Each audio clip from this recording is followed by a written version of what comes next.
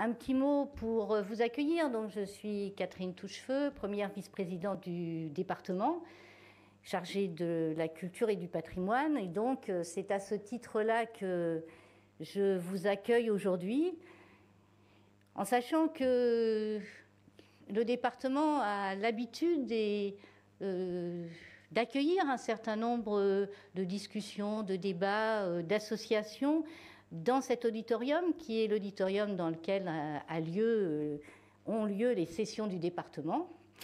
Donc c'est pour ça que vous voyez à la fois les micros, les petits votes électroniques qui sont sur votre pupitre.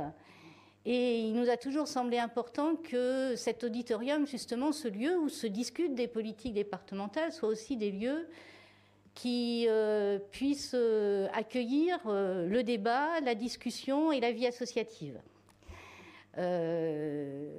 Ensuite, deuxième raison de vous accueillir aujourd'hui, c'est que la laïcité, c'est une thématique qui nous est chère.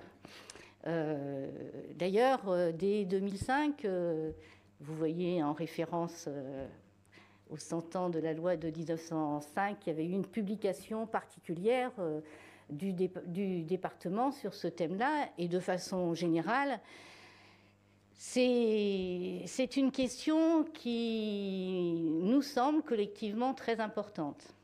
Et puis, puisque je vois Marie-Paul Gaillochet, qui au niveau du département s'occupe aussi de la question des femmes, des droits des femmes de façon générale, c'est le lien entre la laïcité et l'égalité, c'est aussi quelque chose qui me semble évident et qu'il faut pouvoir rappeler à chaque instant.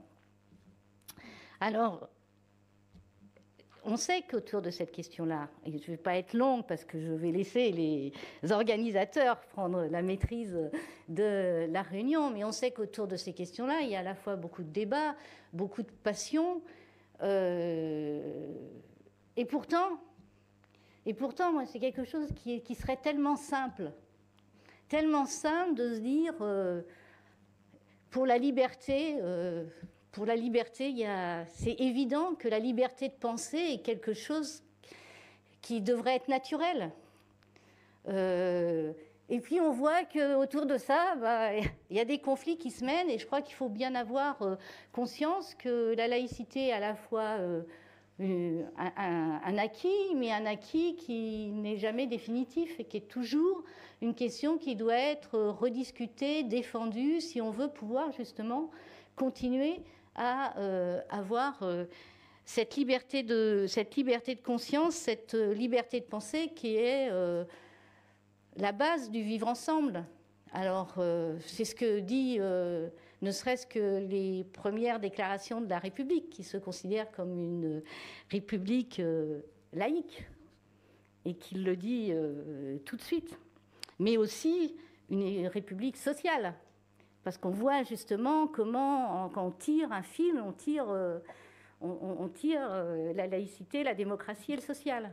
Parce qu'il y a tout ça, il y a des liens. Et c'est ça qui fait à la fois l'importance des débats qui peuvent exister autour de cette laïcité. D'une laïcité, je pense, qui est une base, qui doit être justement avoir la conviction de la nécessité de mettre à distance un certain nombre de choses, et à la fois dans l'organisation même, si on veut que les gens puissent avoir la liberté de choisir, de penser, de pratiquer la religion de leur choix, la liberté de choisir de ne pas avoir de religion, si on veut vraiment qu'il y ait cette possibilité et cette liberté, il est bien évident que les organisations et l'organisation de la République doit permettre de mettre à distance les religions, de mettre à distance, pour que chacun puisse se sentir totalement libre. Et on voit bien autour de nous que c'est un enjeu. On voit bien les discussions, les interrogations, et comment autour de l'école, autour de tout ce qui s'est passé autour des programmes scolaires, dans les écoles, avec différentes intrusions de positions religieuses diverses d'ailleurs, hein. on voit aussi les dernières déclarations qu'on a eues au niveau du pape récemment, hein, qui nous posent aussi toutes ces questions-là.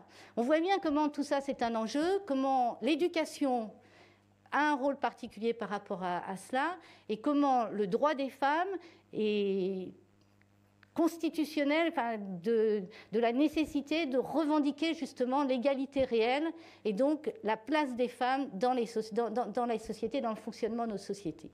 Donc ces idées-là sont articulées, cohérentes. Moi, je pense que la laïcité demeure un idéal de liberté, d'égalité, aussi d'universalité. Il faut pas... faut reconnaître à la fois les points de vue différents et comment justement la question de la laïcité nous permet d'avoir une démarche universelle. Et c'est autour de ces débats-là, je crois qu'il y a des choses passionnantes à écouter, à entendre, parce qu'après, tout ça, ça se vit très concrètement. Ce sont des grandes idées. Les grandes idées, c'est important de savoir vers quoi on veut aller. Mais après, ce sont des grandes idées qui se déclinent dans des actes très quotidiens de la vie, de la vie. Et donc, il faut pouvoir voir comment on y arrive, pas simplement par les mots. Donc, je vais laisser le comité Laïcité République présenter cette soirée. Je vais rester avec vous, mais je vous souhaite de très bons débats et que chacun ressorte de ce moment-là en ayant appris des choses et en ayant envie d'aller au-devant des autres pour continuer justement à avoir cette parole qui donne à chacun le plaisir de vivre ensemble.